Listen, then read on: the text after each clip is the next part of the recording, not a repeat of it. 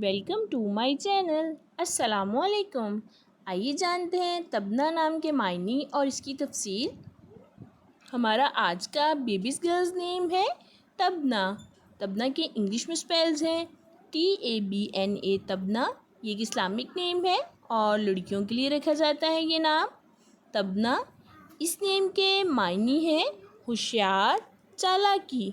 तबना इस नेम की तफसील है तबना ज़ैनब, तबना फ़ातिमा। इस तरह से हम ये नाम रख सकते हैं।